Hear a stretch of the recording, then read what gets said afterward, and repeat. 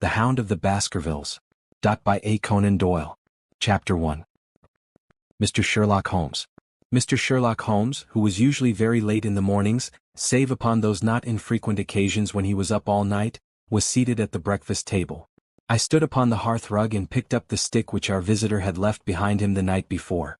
It was a fine, thick piece of wood, bulbous-headed, of the sort which is known as a Penang lawyer.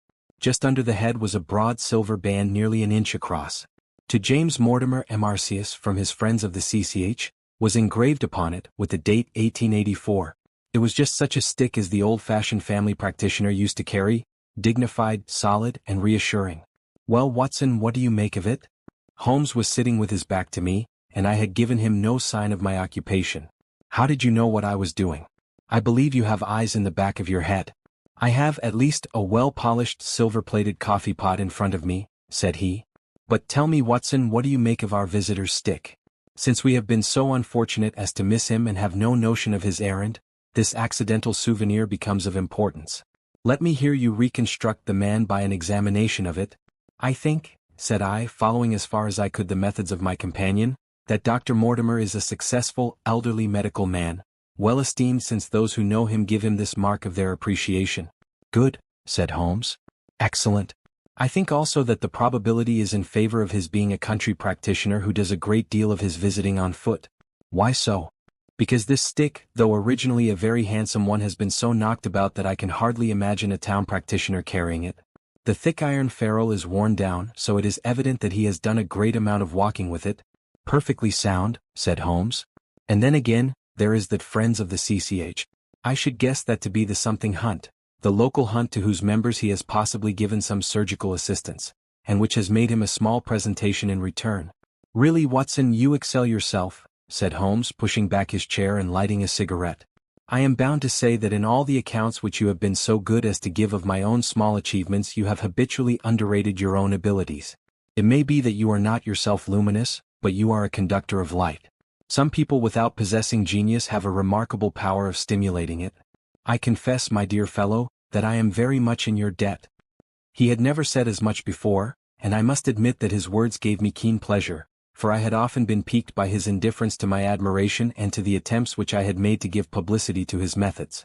I was proud, too, to think that I had so far mastered his system as to apply it in a way which earned his approval. He now took the stick from my hands and examined it for a few minutes with his naked eyes. Then, with an expression of interest, he laid down his cigarette, and carrying the cane to the window, he looked over it again with a convex lens. "Interesting, though elementary," said he as he returned to his favorite corner of the settee. "There are certainly one or two indications upon the stick. It gives us the basis for several deductions. Has anything escaped me?" I asked with some self-importance. "I trust that there is nothing of consequence which I have overlooked?"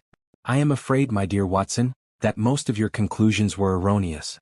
When I said that you stimulated me, I meant, to be frank, that in noting your fallacies I was occasionally guided towards the truth. Not that you are entirely wrong in this instance. The man is certainly a country practitioner, and he walks a good deal. Then I was right. To that extent. But that was all." "No, no, my dear Watson, not all, by no means all. I would suggest, for example, that a presentation to a doctor is more likely to come from a hospital than from a hunt, and that when the initials CCH are placed before that hospital the words Charing Cross very naturally suggest themselves." "You may be right. The probability lies in that direction. And if we take this as a working hypothesis, we have a fresh basis from which to start our construction of this unknown visitor. Well then, supposing that CCH does stand for Charing Cross Hospital, what further inferences may we draw? Do none suggest themselves? You know my methods. Apply them. I can only think of the obvious conclusion that the man has practiced in town before going to the country.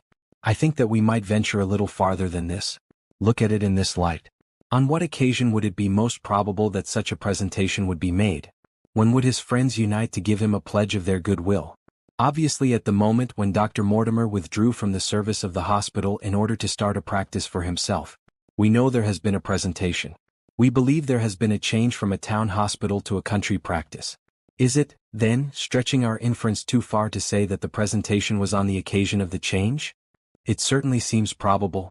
Now, you will observe that he could not have been on the staff of the hospital, since only a man well established in a London practice could hold such a position, and such a one would not drift into the country. What was he, then? If he was in the hospital and yet not on the staff, he could only have been a house surgeon or a house physician, little more than a senior student. And he left 5 years ago. The date is on the stick. So your grave, middle-aged family practitioner vanishes into thin air, my dear Watson, and there emerges a young fellow under 30, amiable, unambitious, absent-minded, and the possessor of a favorite dog, which I should describe roughly as being larger than a terrier and smaller than a mastiff. I laughed incredulously as Sherlock Holmes leaned back in his settee and blew little wavering rings of smoke up to the ceiling. As to the latter part, I have no means of checking you, said I, but at least it is not difficult to find out a few particulars about the man's age and professional career. From my small medical shelf I took down the medical directory and turned up the name. There were several Mortimers, but only one who could be our visitor. I read his record aloud. Mortimer James, MRCS 1882, Grimpen, Dartmoor, Devon. House surgeon from 1882 to 1884, at Charing Cross Hospital. Winner of the Jackson Prize for Comparative Pathology, with essay entitled, Is Disease a Reversion? Corresponding member of the Swedish Pathological Society. Author of Some Freaks of Atavism, Lancet 1882. Do We Progress? Journal of Psychology, March 1883. Medical officer for the parishes of Grimpen, Thorsley, and High Barrow. No mention of that local hunt, Watson, said Holmes with a mischievous smile, but a country doctor, as you very astutely observed. I think that I am fairly justified in my inferences. As to the adjectives, I said, if I remember right, amiable, unambitious, and absent-minded. It is my experience that it is only an amiable man in this world who receives testimonials, only an unambitious one who abandons a London career for the country, and only an absent-minded one who leaves his stick and not his visiting card after waiting an hour in your room. And the dog? Has been in the habit of carrying this stick behind his master. Being a heavy stick, the dog has held it tightly by the middle, and the marks of his teeth are very plainly visible. The dog's jaw, as shown in the space between these marks, is too broad in my opinion for a terrier and not broad enough for a mastiff. It may have been, yes, by Jove, it is a curly-haired spaniel. He had risen and paced the room as he spoke. Now he halted in the recess of the window. There was such a ring of conviction in his voice that I glanced up in surprise. My dear fellow, how can you possibly be so sure of that? For the very simple reason that I see the dog himself on our very doorstep, and there is the ring of its owner. Don't move, I beg you, Watson. He is a professional brother of yours, and your presence may be of assistance to me. Now is the dramatic moment of fate, Watson, when you hear a step upon the stair which is walking into your life, and you know not whether for good or ill. What does Dr. James Mortimer, the man of science, ask of Sherlock Holmes, the specialist in crime? Come in. The appearance of our visitor was a surprise to me, since I had expected a typical country practitioner. He was a very tall, thin man with a long nose like a beak, which jutted out between two keen gray eyes, set closely together and sparkling brightly from behind a pair of gold-rimmed glasses. He was clad in a professional but rather slovenly fashion, for his frock coat was dingy and his trousers frayed. Though young, his long back was already bowed, and he walked with a forward thrust of his head and a general air of peering benevolence. As he entered, his eyes fell upon the stick in Holmes's hand, and he ran towards it with an exclamation of joy. I am so very glad, said he. I was not sure whether I had left it here or in the shipping office. I would not lose that stick for the world. A presentation, I see, said Holmes. Yes, sir. From Charing Cross Hospital? From one or two friends there on the occasion of my marriage. Dear, that's bad, said Holmes, shaking his head. Dr. Mortimer blinked through his glasses in mild astonishment. Why was it bad? Only that you have disarranged our little deductions. Your marriage, you say? Yes, sir. I married and so left the hospital, and with it all hopes of a consulting practice. It was necessary to make a home of my own. Come, we are not so far wrong after all, said Holmes. And now, Dr. James Mortimer, Mr. a humble MRCF, and a man of precise mind, evidently. A dabbler in science, Mr. Holmes, a picker-up of shells on the shores of the great unknown ocean. I presume that it is Mr. Sherlock Holmes whom I am addressing and not. No, this is my friend Dr. Watson. Glad to meet you, sir. I have heard your name mentioned in connection with that of your friend. You interest me very much, Mr. Holmes. I had hardly expected so dolichocephalic a skull or such well-marked supraorbital development. Would you have any objection to my running my finger along your parietal fissure? A cast of your skull, sir, until the original is available, would be an ornament to any anthropological museum. It is not my intention to be fulsome, but I confess that I covet your skull. Sherlock Holmes waved our strange visitor into a chair. "You are an enthusiast in your line of thought, I perceive, sir, as I am in mine," said he. "I observe from your forefinger that you make your own cigarettes. Have no hesitation in lighting one." The man drew out paper and tobacco and twirled the one up in the other with surprising dexterity. He had long, quivering fingers as agile and restless as the antennae of an insect. Holmes was silent, but his little darting glances showed me the interest which he took in our curious companion. "I presume, sir," said he at last, "that it was not merely for the purpose of examining my skull that you have done me the honor to call here last night and again today?" "No, sir, no, though I am happy to have had the opportunity of doing that as well. I came to you, Mr. Holmes, because I recognize that I am myself an unpractical man and because I am suddenly confronted with a most serious and extraordinary problem. Recognizing, as I do, that you are the second highest expert in Europe." "Indeed, sir." "May I inquire who has the honor to be the first?" asked Holmes with some asperity. To the man of precisely scientific mind the work of M. Bertillon must always appeal strongly. "Then had you not better consult him?" "I said, sir, to the precisely scientific mind. But as a practical man of affairs it is acknowledged that you stand alone." "I trust, sir, that I have not inadvertently—" "Just a little," said Holmes.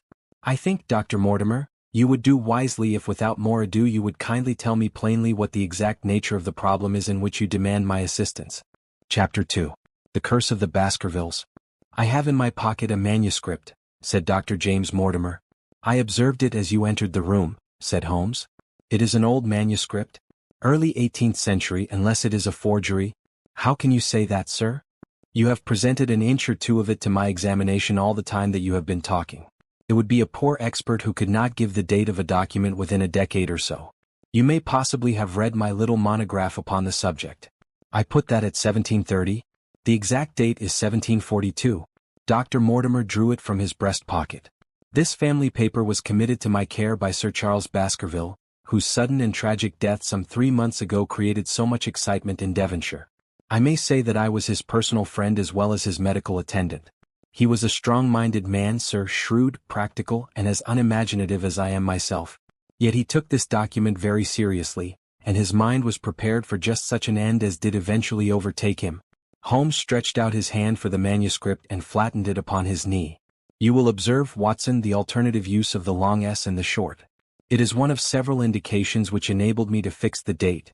I looked over his shoulder at the yellow paper and the faded script. At the head was written, "Baskerville Hall," and below in large, scrawling figures, 1742. "It appears to be a statement of some sort." "Yes, it is a statement of a certain legend which runs in the Baskerville family. But I understand that it is something more modern and practical upon which you wish to consult me?" "Most modern. A most practical, pressing matter, which must be decided within 24 hours. But the manuscript is short and is intimately connected with the affair. With your permission I will read it to you." Holmes leaned back in his chair, placed his fingertips together and closed his eyes with an air of resignation. Dr. Mortimer turned the manuscript to the light and read in a high, cracking voice the following curious old-world narrative. "Of the origin of the Hound of the Baskervilles there have been many statements, yet as I come in a direct line from Hugo Baskerville, and as I had the story from my father, who also had it from his, I have set it down with all belief that it occurred even as is here set forth. And I would have you believe, my sons, that the same justice which punishes sin may also most graciously forgive it, and that no ban is so heavy but that by prayer and repentance it may be removed.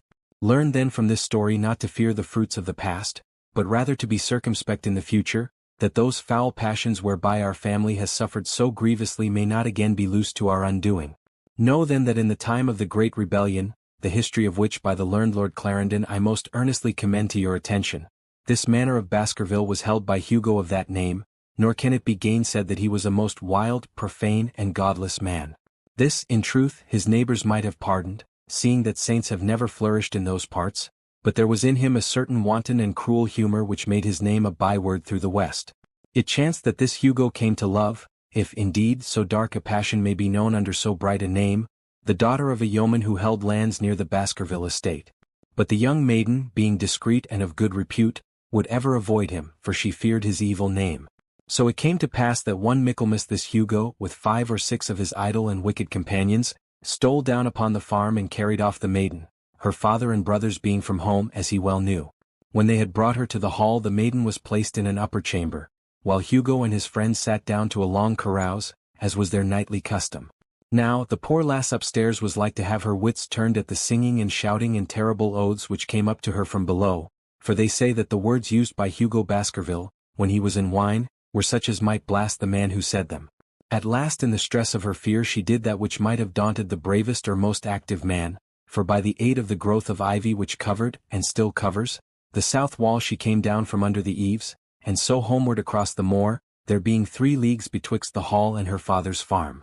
It chanced that some little time later Hugo left his guest to carry food and drink, with other worse things perchance, to his captive, and so found the cage empty and the bird escaped. Then, as it would seem, he became as one that hath a devil, for rushing down the stairs into the dining hall, he sprang upon the great table, flagons and trenchers flying before him, and he cried aloud before all the company that he would that very night render his body and soul to the powers of evil if he might but overtake the wench. And while the revellers stood aghast at the fury of the man, one more wicked or, it may be, more drunken than the rest, cried out that they should put the hounds upon her. Whereat Hugo ran from the house, crying to his grooms that they should saddle his mare and unkennel the pack, and giving the hounds a kerchief of the maid's, he swung them to the line, and so off full cry in the moonlight over the moor. Now, for some space the revellers stood agape, unable to understand all that had been done in such haste. But anon their bemused wits awoke to the nature of the deed which was like to be done upon the moorlands. Everything was now in an uproar, some calling for their pistols, some for their horses, and some for another flask of wine. But at length some sense came back to their crazed minds, and the whole of them, 13 in number, took horse and started in pursuit. The moon shone clear above them, and they rode swiftly abreast, taking that course which the maid must needs have taken if she were to reach her own home. They had gone a mile or 2 when they passed one of the night shepherds upon the moorlands, and they cried to him to know if he had seen the hunt. And the man, as the story goes, was so crazed with fear that he could scarce speak, but at last he said that he had indeed seen the unhappy maiden, with the hounds upon her track. But I have seen more than that, said he, for Hugo Baskerville passed me upon his black mare, and there ran mute behind him such a hound of hell as God forbid should ever be at my heels. So the drunken squires cursed the shepherd and rode onward. But soon their skins turned cold, for there came a galloping across the moor, and the black mare, dabbled with white froth, went past with trailing bridle and empty saddle. Then the revellers rode close together, for a great fear was on them, but they still followed over the moor, though each, had he been alone, would have been right glad to have turned his horse's head. Riding slowly in this fashion they came at last upon the hounds. These, though known for their valor and their breed, were whimpering in a cluster at the head of a deep dip or goyle, as we call it, upon the moor, some slinking away and some, with starting hackles and staring eyes, gazing down the narrow valley before them. The company had come to a halt, more sober men as you may guess than when they started. The most of them would by no means advance, but 3 of them, the boldest or it may be the most drunken, rode forward down the goyle. Now, it opened into a broad space in which stood 2 of those great stones, still to be seen there, which were set by certain forgotten peoples in the days of old. The moon was shining bright upon the clearing, and there in the center lay the unhappy maid where she had fallen, dead of fear and of fatigue. But it was not the sight of her body, nor yet was it that of the body of Hugo Baskerville lying near her, which raised the hair upon the heads of these 3 daredevil roisterers, but it was that, standing over Hugo and plucking at his throat, there stood a foul thing, a great black beast shaped like a hound, yet larger than any hound that ever mortal eye has rested upon. And even as they looked the thing tore the throat out of Hugo Baskerville, on which, as it turned its blazing eyes and dripping jaws upon them, the 3 shrieked with fear and rode for dear life, still screaming, across the moor. One, it is said, died that very night of what he had seen, and the other 2 were but broken men for the rest of their days. Such is the tale, my sons, of the coming of the hound which is said to have plagued the family so sorely ever since. If I have set it down it is because that which is clearly known hath less terror than that which is but hinted at and guessed. Nor can it be denied that many of the family have been unhappy in their deaths, which have been sudden, bloody, and mysterious. Yet may we shelter ourselves in the infinite goodness of Providence, which would not forever punish the innocent beyond that 3rd or 4th generation which is threatened in Holy Writ. To that Providence, my sons, I hereby commend you, and I counsel you by way of caution to forbear from crossing the moor in those dark hours when the powers of evil are exalted. This from Hugo Baskerville to his sons Roger and John, with instructions that they say nothing thereof to their sister Elizabeth. When Dr. Mortimer had finished reading this singular narrative he pushed his spectacles up on his forehead and stared across at Mr. Sherlock Holmes. The latter yawned and tossed the end of his cigarette into the fire. "Well," said he, "do you not find it interesting? To a collector of fairy tales?" Dr. Mortimer drew a folded newspaper out of his pocket. "Now, Mr. Holmes, we will give you something a little more recent. This is the Devon County Chronicle of May 14th of this year.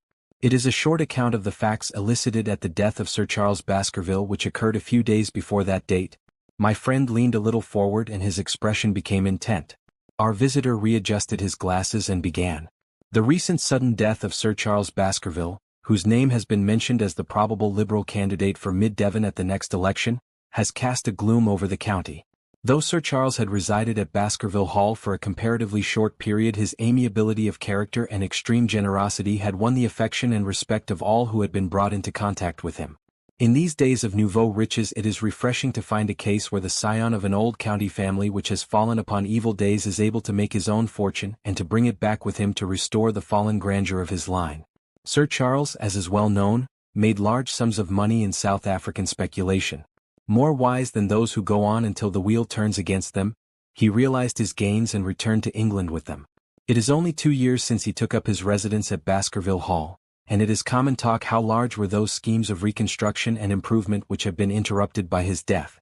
Being himself childless, it was his openly expressed desire that the whole countryside should, within his own lifetime, profit by his good fortune, and many will have personal reasons for bewailing his untimely end. His generous donations to local and county charities have been frequently chronicled in these columns.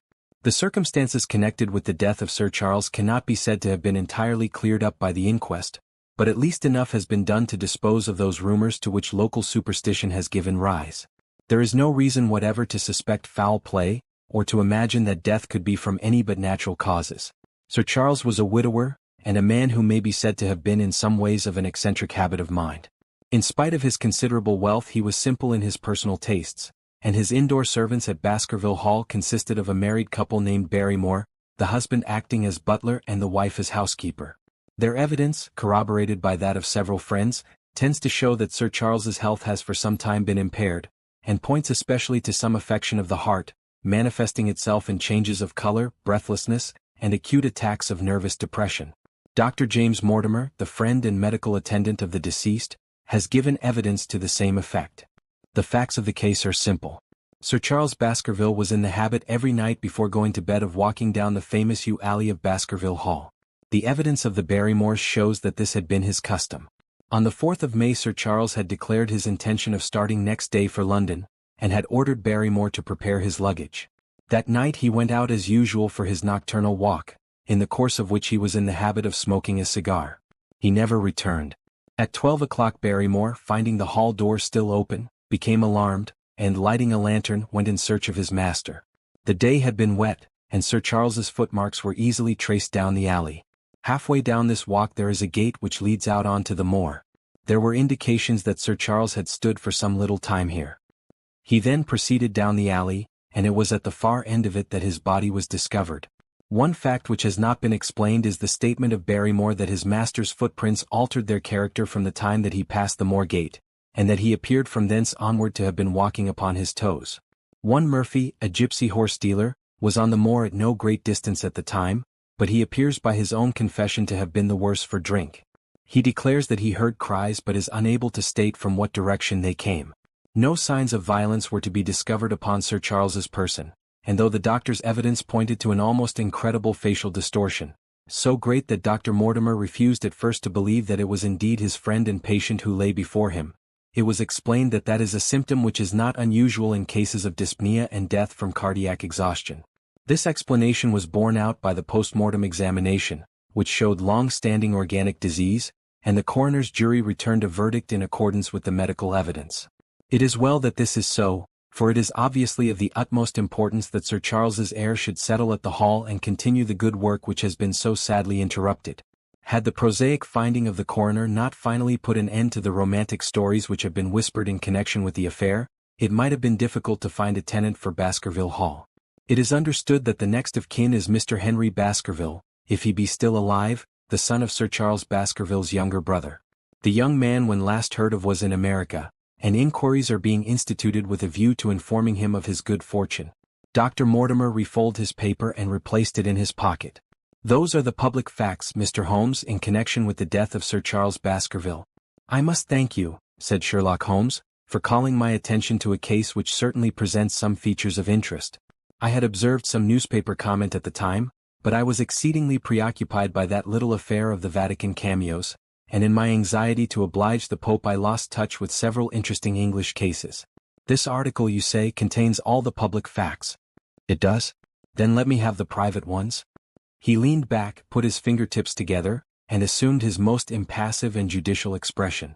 In doing so, said Dr. Mortimer, who had begun to show signs of some strong emotion, I am telling that which I have not confided to anyone. My motive for withholding it from the coroner's inquiry is that a man of science shrinks from placing himself in the public position of seeming to endorse a popular superstition. I had the further motive that Baskerville Hall, as the paper says, would certainly remain untenanted if anything were done to increase its already rather grim reputation. For both these reasons I thought that I was justified in telling rather less than I knew, since no practical good could result from it, but with you there is no reason why I should not be perfectly frank. The moor is very sparsely inhabited, and those who live near each other are thrown very much together. For this reason I saw a good deal of Sir Charles Baskerville. With the exception of Mr. Frankland, of Laughter Hall, and Mr. Stapleton, the naturalist, there are no other men of education within many miles. Sir Charles was a retiring man, but the chance of his illness brought us together, and a community of interest in science kept us so. He had brought back much scientific information from South Africa, and many a charming evening we have spent together discussing the comparative anatomy of the Bushman and the Hottentot. Within the last few months it became increasingly plain to me that Sir Charles's nervous system was strained to the breaking point. He had taken this legend which I have read you exceedingly to heart, so much so that, although he would walk in his own grounds, nothing would induce him to go out upon the moor at night. Incredible as it may appear to you, Mr. Holmes, he was honestly convinced that a dreadful fate overhung his family, and certainly the records which he was able to give of his ancestors were not encouraging. The idea of some ghastly presence constantly haunted him, and on more than one occasion he has asked me whether I had on my medical journeys at night ever seen any strange creature or heard the baying of a hound. The latter question he put to me several times, and always with a voice which vibrated with excitement. I can well remember driving up to his house in the evening some 3 weeks before the fatal event. He chanced to be at his hall door. I had descended from my gig and was standing in front of him, when I saw his eyes fix themselves over my shoulder and stare past me with an expression of the most dreadful horror. I whisked round and had just time to catch a glimpse of something which I took to be a large black calf passing at the head of the drive. So excited and alarmed was he that I was compelled to go down to the spot where the animal had been and look around for it. It was gone, however, and the incident appeared to make the worst impression upon his mind. I stayed with him all the evening, and it was on that occasion, to explain the emotion which he had shown, that he confided to my keeping that narrative which I read to you when first I came. I mention this small episode because it assumes some importance in view of the tragedy which followed, but I was convinced at the time that the matter was entirely trivial and that his excitement had no justification. It was at my advice that Sir Charles was about to go to London. His heart was, I knew, affected, and the constant anxiety in which he lived, however chimerical the cause of it might be, was evidently having a serious effect upon his health. I thought that a few months among the distractions of town would send him back a new man. Mr. Stapleton, a mutual friend who was much concerned at his state of health, was of the same opinion. At the last instant came this terrible catastrophe. On the night of Sir Charles's death, Barrymore the butler, who made the discovery, sent Perkins the groom on horseback to me, and as I was sitting up late I was able to reach Baskerville Hall within an hour of the event. I checked and corroborated all the facts which were mentioned at the inquest. I followed the footsteps down the yew alley, I saw the spot at the moor gate where he seemed to have waited, I remarked the change in the shape of the prints after that point, I noted that there were no other footsteps save those of Barrymore on the soft gravel, and finally I carefully examined the body, which had not been touched until my arrival. Sir Charles lay on his face, his arms out, his fingers dug into the ground, and his features convulsed with some strong emotion to such an extent that I could hardly have sworn to his identity. There was certainly no physical injury of any kind. But one false statement was made by Barrymore at the inquest. He said that there were no traces upon the ground round the body. He did not observe any. But I did, some little distance off but fresh and clear. Footprints? Footprints? A man's or a woman's? Dr. Mortimer looked strangely at us for an instant, and his voice sank almost to a whisper as he answered. Mr. Holmes, they were the footprints of a gigantic hound. Chapter 3. The problem. I confess at these words a shudder passed through me. There was a thrill in the doctor's voice which showed that he was himself deeply moved by that which he told us. Holmes leaned forward in his excitement, and his eyes had the hard, dry glitter which shot from them when he was keenly interested. You saw this? As clearly as I see you? And you said nothing? What was the use? How was it that no one else saw it? The marks were some 20 yards from the body and no one gave them a thought. I don't suppose I should have done so had I not known this legend. There are many sheepdogs on the moor? No doubt, but this was no sheepdog. You say it was large? Enormous? But it had not approached the body? No. What sort of night was it? Damp and raw. But not actually raining? No. What is the alley like? There are 2 lines of old yew hedge 12 feet high and impenetrable. The walk in the center is about 8 feet across. Is there anything between the hedges and the walk? Yes, there is a strip of grass about 6 feet broad on either side. I understand that the yew hedge is penetrated at one point by a gate? Yes, the wicket gate which leads on to the moor. Is there any other opening? None. So that to reach the yew alley one either has to come down it from the house or else to enter it by the moor gate? There is an exit through a summer house at the far end. Had Sir Charles reached this? No, he lay about 50 yards from it. Now tell me, Dr. Mortimer, and this is important, the marks which you saw were on the path and not on the grass? No marks could show on the grass. Were they on the same side of the path as the moor gate? Yes, they were on the edge of the path on the same side as the moor gate. You interest me exceedingly. Another point. Was the wicket gate closed? Closed and padlocked. How high was it? About 4 feet high. Then anyone could have got over it? Yes. And what marks did you see by the wicket gate? None in particular.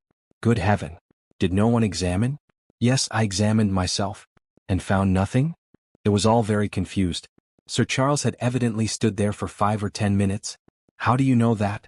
Because the ash had twice dropped from his cigar. Excellent. This is a colleague, Watson, after our own heart. But the marks? He had left his own marks all over that small patch of gravel. I could discern no others. Sherlock Holmes struck his hand against his knee with an impatient gesture. If I had only been there, he cried. It is evidently a case of extraordinary interest, and one which presented immense opportunities to the scientific expert. That gravel page upon which I might have read so much has been long ere this smudged by the rain and defaced by the clogs of curious peasants. Oh, Dr. Mortimer, to think that you should not have called me in. You have indeed much to answer for. I could not call you in, Mr. Holmes, without disclosing these facts to the world, and I have already given my reasons for not wishing to do so. Besides, why do you hesitate?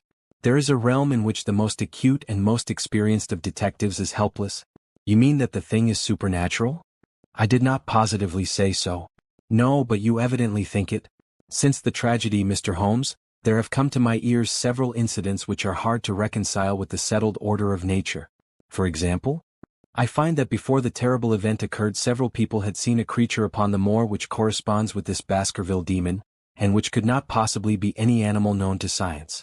They all agreed that it was a huge creature, luminous, ghastly, and spectral. I have cross-examined these men, one of them a hard-headed countryman, one a farrier, and one a moorland farmer, who all tell the same story of this dreadful apparition, exactly corresponding to the hellhound of the legend. I assure you that there is a reign of terror in the district, and that it is a hardy man who will cross the moor at night. And you, a trained man of science, believe it to be supernatural? I do not know what to believe. Holmes shrugged his shoulders. I have hitherto confined my investigations to this world, said he. In a modest way I have combated evil, but to take on the father of evil himself would, perhaps, be too ambitious a task. Yet you must admit that the footmark is material. The original hound was material enough to tug a man's throat out, and yet he was diabolical as well. I see that you have quite gone over to the supernaturalist. But now, Dr. Mortimer, tell me this. If you hold these views, why have you come to consult me at all? You tell me in the same breath that it is useless to investigate Sir Charles's death, and that you desire me to do it. I did not say that I desired you to do it. Then how can I assist you? By advising me as to what I should do with Sir Henry Baskerville, who arrives at Waterloo Station. Dr. Mortimer looked at his watch. In exactly 1 hour and a quarter. He being the heir? Yes. On the death of Sir Charles we inquired for this young gentleman and found that he had been farming in Canada. From the accounts which have reached us he is an excellent fellow in every way. I speak now not as a medical man but as a trustee and executor of Sir Charles's will. There is no other claimant, I presume? None. The only other kinsman whom we have been able to trace was Roger Baskerville, the youngest of 3 brothers of whom poor Sir Charles was the elder. The second brother, who died young, is the father of this lad Henry. The third, Roger, was the black sheep of the family. He came of the old masterful Baskerville strain and was the very image, they tell me, of the family picture of old Hugo. He made England too hot to hold him, fled to Central America, and died there in 1876 of yellow fever. Henry is the last of the Baskervilles. In 1 hour and 5 minutes I meet him at Waterloo Station. I have had a wire that he arrived at Southampton this morning. Now, Mr. Holmes, what would you advise me to do with him? Why should he not go to the home of his fathers? It seems natural, does it not? And yet, consider that every Baskerville who goes there meets with an evil fate. I feel sure that if Sir Charles could have spoken with me before his death he would have warned me against bringing this, the last of the old race, and the heir to great wealth, to that deadly place. And yet it cannot be denied that the prosperity of the whole poor, bleak countryside depends upon his presence. All the good work which has been done by Sir Charles will crash to the ground if there is no tenant of the hall. I fear lest I should be swayed too much by my own obvious interest in the matter, and that is why I bring the case before you and ask for your advice. Holmes considered for a little time. Put into plain words, the matter is this, said he. In your opinion there is a diabolical agency which makes Dartmoor an unsafe abode for a Baskerville? That is your opinion? At least I might go the length of saying that there is some evidence that this may be so. Exactly. But surely if your supernatural theory be correct, it could work the young man evil in London as easily as in Devonshire. A devil with merely local powers like a parish vestry would be too inconceivable a thing. You put the matter more flippantly, Mr. Holmes, than you would probably do if you were brought into personal contact with these things. Your advice then, as I understand it, is that the young man will be as safe in Devonshire as in London. He comes in 50 minutes. What would you recommend? I recommend, sir, that you take a cab, call off your spaniel who is scratching at my front door, and proceed to Waterloo to meet Sir Henry Baskerville. And then? And then you will say nothing to him at all until I have made up my mind about the matter. How long will it take you to make up your mind? 24 hours. At 10 o'clock tomorrow, Dr. Mortimer, I will be much obliged to you if you will call upon me here, and it will be of help to me in my plans for the future if you will bring Sir Henry Baskerville with you. I will do so, Mr. Holmes. He scribbled the appointment on his shirt cuff and hurried off in his strange, peering, absent-minded fashion. Holmes stopped him at the head of the stair. Only one more question, Dr. Mortimer. You say that before Sir Charles Baskerville's death several people saw this apparition upon the moor? 3 people did. Did any see it after? I have not heard of any. Thank you. Good morning. Holmes returned to his seat with that quiet look of inward satisfaction which meant that he had a congenial task before him. Going out, Watson? Unless I can help you. No, my dear fellow, it is at the hour of action that I turn to you for aid. But this is splendid, really unique from some points of view. When you pass Bradley's, would you ask him to send up a pound of the strongest shag tobacco? Thank you. It would be as well if you could make it convenient not to return before evening. Then I should be very glad to compare impressions as to this most interesting problem which has been submitted to us this morning. I knew that seclusion and solitude were very necessary for my friend in those hours of intense mental concentration during which he weighed every particle of evidence, constructed alternative theories, balanced one against the other, and made up his mind as to which points were essential and which immaterial. I therefore spent the day at my club and did not return to Baker Street until evening. It was nearly 9 o'clock when I found myself in the sitting-room once more. My first impression as I opened the door was that a fire had broken out, for the room was so filled with smoke that the light of the lamp upon the table was blurred by it. As I entered, however, my fears were set at rest, for it was the acrid fumes of strong coarse tobacco which took me by the throat and set me coughing. Through the haze I had a vague vision of Holmes in his dressing-gown coiled up in an armchair with his black clay pipe between his lips. Several rolls of paper lay around him. "Caught cold, Watson?" said he. "No, it's this poisonous atmosphere. I suppose it is pretty thick now that you mention it." "Thick? It is intolerable. Open the window then. You have been at your club all day, I perceive. My dear Holmes. Am I right?" "Certainly, but how?"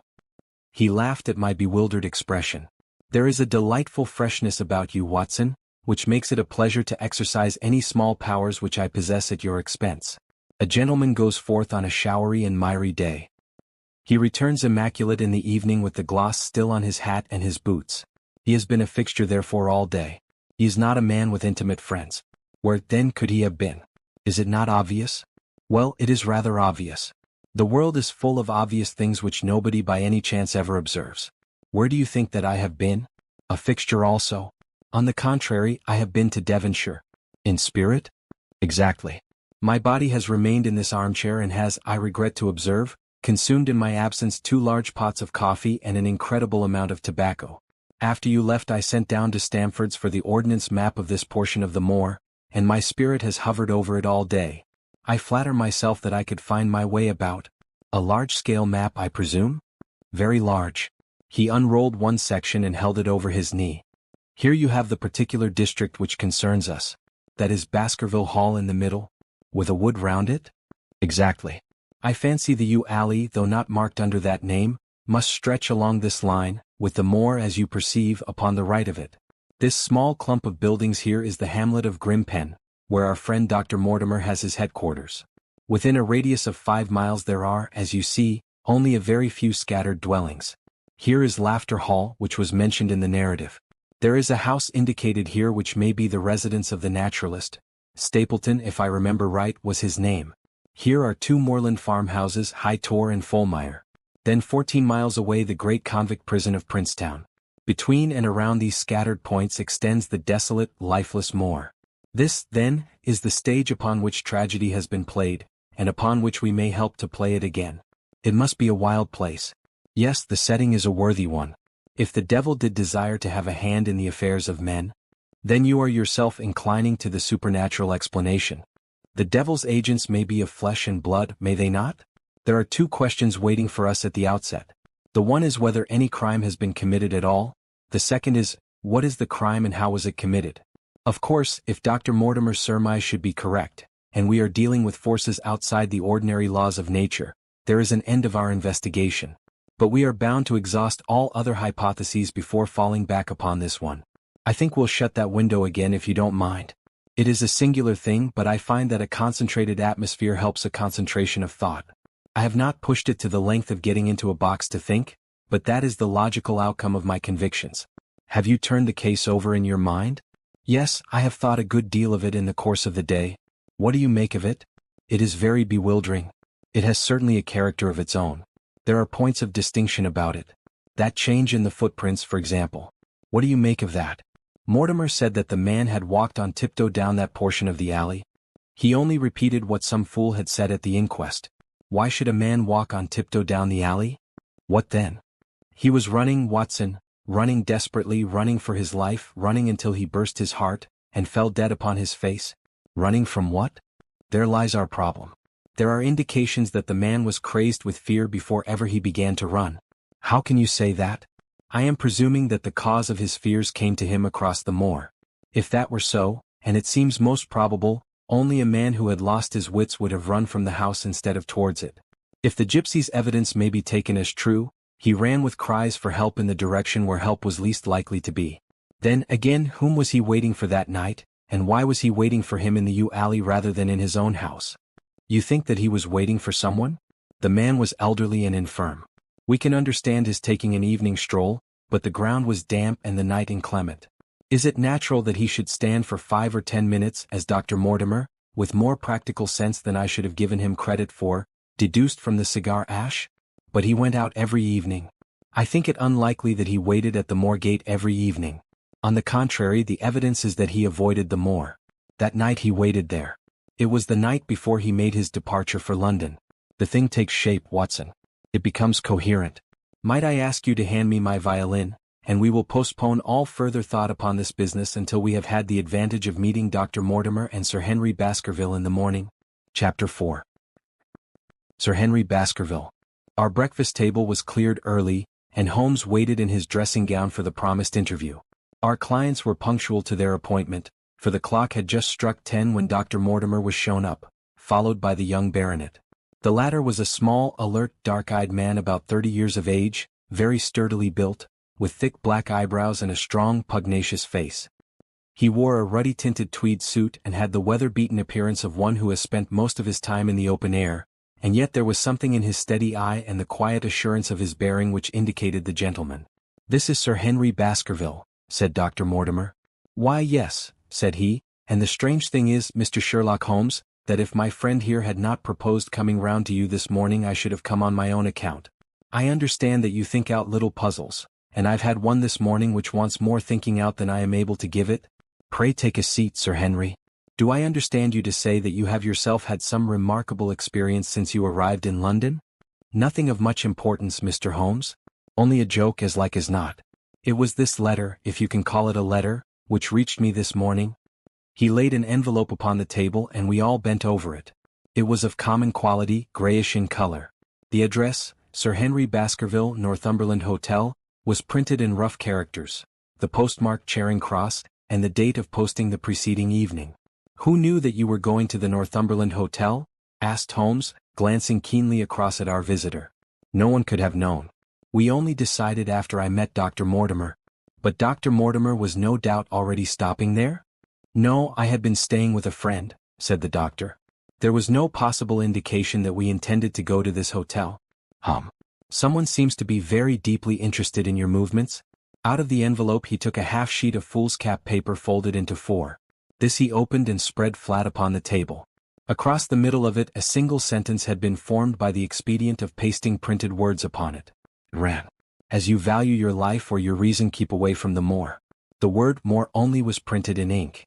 Now, said Sir Henry Baskerville, perhaps you will tell me, Mr. Holmes, what in thunder is the meaning of that, and who it is that takes so much interest in my affairs? What do you make of it, Dr. Mortimer? You must allow that there is nothing supernatural about this at any rate? No, sir, but it might very well come from someone who is convinced that the business is supernatural. What business? Asked Sir Henry sharply. It seems to me that all you gentlemen know a great deal more than I do about my own affairs. You shall share our knowledge before you leave this room, Sir Henry.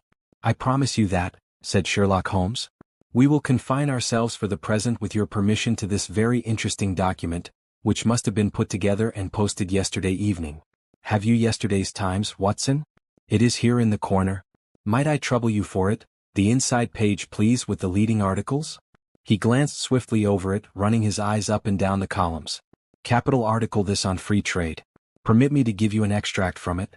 You may be cajoled into imagining that your own special trade or your own industry will be encouraged by a protective tariff, but it stands to reason that such legislation must in the long run keep away wealth from the country, diminish the value of our imports, and lower the general conditions of life in this island.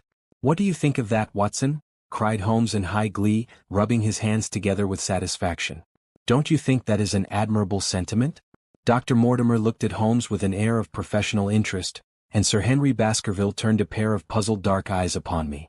I don't know much about the tariff and things of that kind, said he, but it seems to me we've got a bit off the trail so far as that note is concerned. On the contrary, I think we are particularly hot upon the trail, Sir Henry. Watson here knows more about my methods than you do, but I fear that even he has not quite grasped the significance of this sentence. No, I confess that I see no connection. And yet, my dear Watson, there is so very close a connection that the one is extracted out of the other. Your life, reason, value, keep away, from the... Don't you see now whence these words have been taken? By thunder, you're right. Well, if that isn't smart, cried Sir Henry. If any possible doubt remained, it is settled by the fact that keep away and from the are cut out in one piece. Well now, so it is. Really, Mr. Holmes, this exceeds anything which I could have imagined, said Dr. Mortimer, gazing at my friend in amazement. I could understand anyone saying that the words were from a newspaper, but that you should name which and add that it came from the leading article, is really one of the most remarkable things which I have ever known. How did you do it? I presume, doctor, that you could tell the skull of a Negro from that of an Eskimo? Most certainly. But how? Because that is my special hobby. The differences are obvious. The supraorbital crest, the facial angle, the maxillary curve, But this is my special hobby, and the differences are equally obvious. There is as much difference to my eyes between the leaded bourgeois type of a Times article and the slovenly print of an evening halfpenny paper as there could be between your Negro and your Eskimo. The detection of types is one of the most elementary branches of knowledge to the special expert in crime, though I confess that once when I was very young I confused the Leeds Mercury with the Western Morning News. But a Times leader is entirely distinctive, and these words could have been taken from nothing else. As it was done yesterday, the strong probability was that we should find the words in yesterday's issue. So far as I can follow you then, Mr. Holmes, said Sir Henry Baskerville. Someone cut out this message with a scissors. Nail scissors, said Holmes. You can see that it was a very short-bladed scissors, since the cutter had to take 2 snips over keep away. That is so. Someone then cut out the message with a pair of short-bladed scissors, pasted it with paste. Gum, said Holmes. With gum onto the paper. But I want to know why the word more should have been written? Because he could not find it in print. The other words were all simple and might be found in any issue, but more would be less common. Why, of course that would explain it. Have you read anything else in this message, Mr. Holmes? There are 1 or 2 indications, and yet the utmost pains have been taken to remove all clues. The address, you observe, is printed in rough characters. But the Times is a paper which is seldom found in any hands but those of the highly educated. We may take it, therefore, that the letter was composed by an educated man who wished to pose as an uneducated one, and his effort to conceal his own writing suggests that that writing might be known, or come to be known, by you. Again, you will observe that the words are not gummed on in an accurate line, but that some are much higher than others. Life, for example, is quite out of its proper place. That may point to carelessness, or it may point to agitation and hurry upon the part of the cutter. On the whole, I incline to the latter view, since the matter was evidently important, and it is unlikely that the composer of such a letter would be careless. If he were in a hurry, it opens up the interesting question why he should be in a hurry, since any letter posted up to early morning would reach Sir Henry before he would leave his hotel.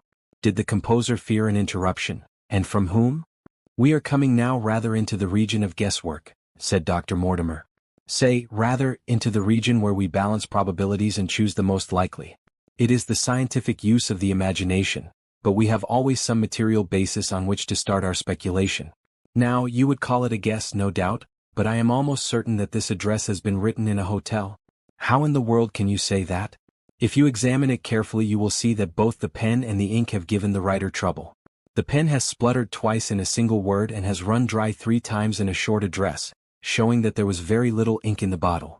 Now, a private pen or ink bottle is seldom allowed to be in such a state, and the combination of the two must be quite rare. But you know the hotel ink and the hotel pen, where it is rare to get anything else.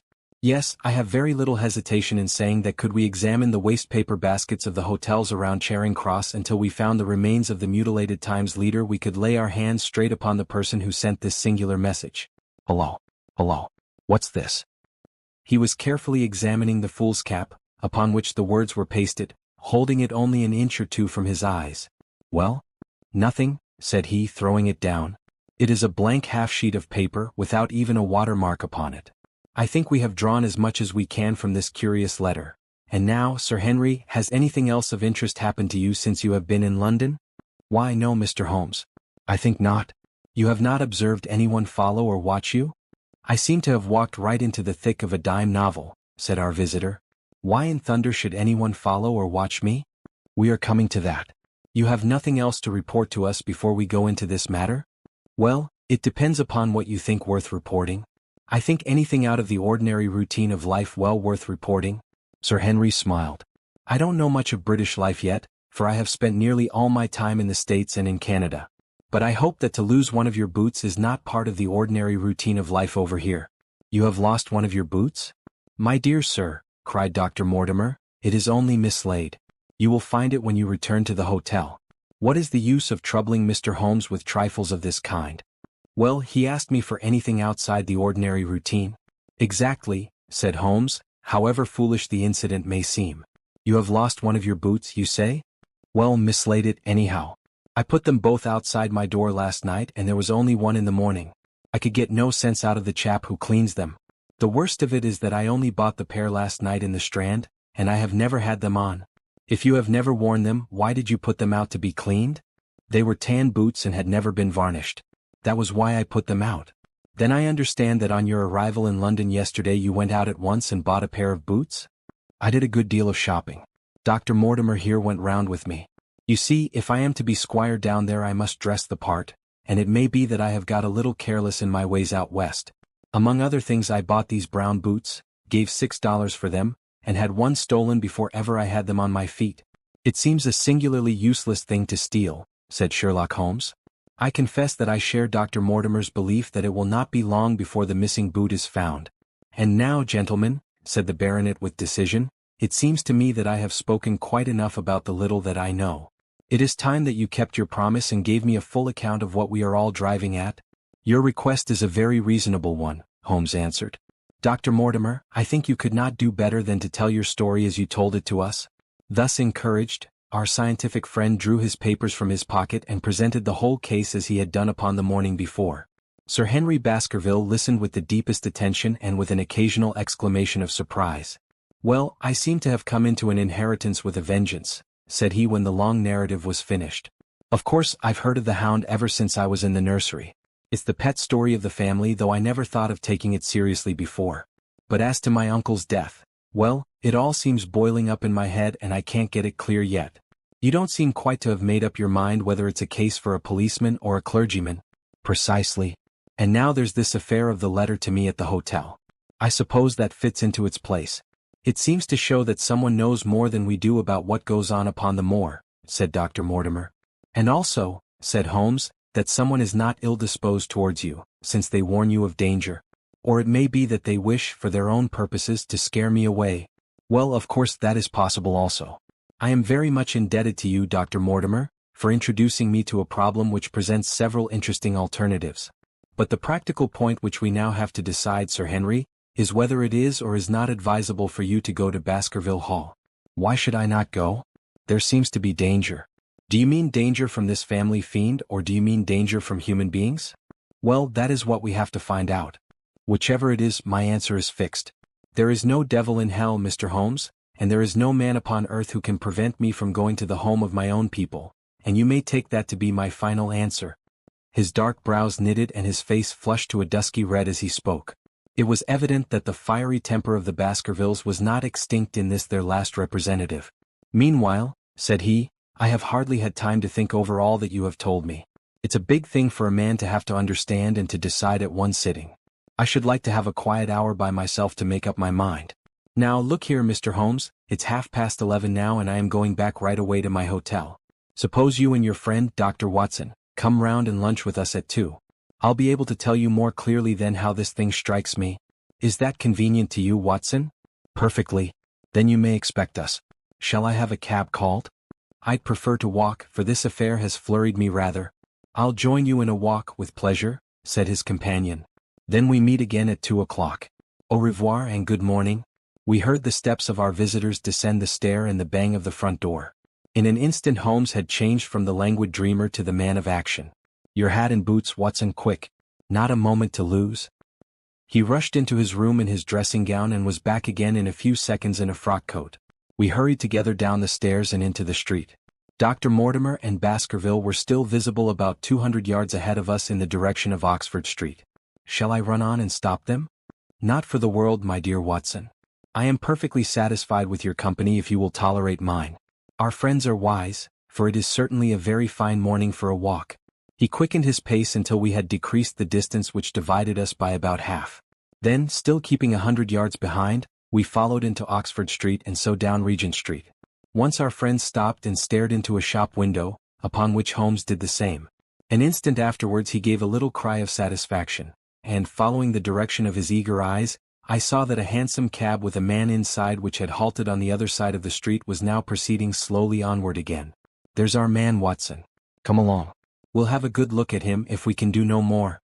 At that instant I was aware of a bushy black beard and a pair of piercing eyes turned upon us through the side window of the cab. Instantly the trapdoor at the top flew up, something was screamed to the driver, and the cab flew madly off down Regent Street. Holmes looked eagerly round for another, but no empty one was in sight. Then he dashed in wild pursuit amid the stream of the traffic, but the start was too great, and already the cab was out of sight. There now, said Holmes bitterly as he emerged panting and white with vexation from the tide of vehicles. Was ever such bad luck and such bad management too? Watson, if you are an honest man you will record this also and set it against my successes. Who was the man? I have not an idea. A spy? Well, it was evident from what we have heard that Baskerville has been very closely shadowed by someone since he has been in town. How else could it be known so quickly that it was the Northumberland Hotel which he had chosen? If they had followed him the first day I argued that they would follow him also the second. You may have observed that I twice strolled over to the window while Dr. Mortimer was reading his legend. Yes, I remember. I was looking out for loiterers in the street but I saw none. We are dealing with a clever man, Watson. This matter cuts very deep, and though I have not finally made up my mind whether it is a benevolent or a malevolent agency which is in touch with us, I am conscious always of power and design. When our friends left, I at once followed them in the hopes of marking down their invisible attendant. So wily was he that he had not trusted himself upon foot, but he had availed himself of a cab so that he could loiter behind or dash past them and so escape their notice. His method had the additional advantage that if they were to take a cab he was all ready to follow them. It has, however, one obvious disadvantage. It puts him in the power of the cabman. Exactly. What a pity we did not get the number. My dear Watson, clumsy as I have been, you surely do not seriously imagine that I neglected to get the number? Number 2704 is our man. But that is no use to us for the moment. I fail to see how you could have done more. On observing the cab I should have instantly turned and walked in the other direction. I should then at my leisure have hired a second cab and followed the first at a respectful distance, or better still, have driven to the Northumberland Hotel and waited there. When our unknown had followed Baskerville home we should have had the opportunity of playing his own game upon himself and seeing where he made for. As it is, by an indiscreet eagerness, which was taken advantage of with extraordinary quickness and energy by our opponent, we have betrayed ourselves and lost our man. We had been sauntering slowly down Regent Street during this conversation, and Dr. Mortimer with his companion had long vanished in front of us. There is no object in our following them, said Holmes. The shadow has departed and will not return. We must see what further cards we have in our hands and play them with decision. Could you swear to that man's face within the cab? I could swear only to the beard. And so could I, from which I gather that in all probability it was a false one. A clever man upon so delicate an errand has no use for a beard save to conceal his features. Come in here, Watson. He turned into one of the district messenger offices, where he was warmly greeted by the manager. Ah, Wilson, I see you have not forgotten the little case in which I had the good fortune to help you? No, sir, indeed I have not. You saved my good name and perhaps my life. My dear fellow, you exaggerate. I have some recollection, Wilson, that you had among your boys a lad named Cartwright, who showed some ability during the investigation. Yes, sir, he is still with us. Could you ring him up? Thank you. And I should be glad to have change of this £5 note. A lad of 14, with a bright, keen face, had obeyed the summons of the manager. He stood now gazing with great reverence at the famous detective. Let me have the hotel directory, said Holmes. Thank you. Now, Cartwright, there are the names of 23 hotels here, all in the immediate neighborhood of Charing Cross. Do you see? Yes, sir. You will visit each of these in turn? Yes, sir. You will begin in each case by giving the outside porter 1 shilling. Here are 23 shillings? Yes, sir. You will tell him that you want to see the waste paper of yesterday. You will say that an important telegram has miscarried and that you are looking for it. You understand? Yes, sir. But what you are really looking for is the center page of the Times with some holes cut in it with scissors. Here is a copy of the Times. It is this page. You could easily recognize it, could you not? Yes, sir. In each case the outside porter will send for the hall porter, to whom also you will give 1 shilling. Here are 23 shillings. You will then learn in possibly 20 cases out of the 23 that the waste of the day before has been burned or removed. In the 3 other cases you will be shown a heap of paper and you will look for this page of the Times among it. The odds are enormously against your finding it. There are 10 shillings over in case of emergencies. Let me have a report by wire at Baker Street before evening. And now, Watson, it only remains for us to find out by wire the identity of the cabman, number 2704, and then we will drop into one of the Bond Street picture galleries and fill in the time until we are due at the hotel.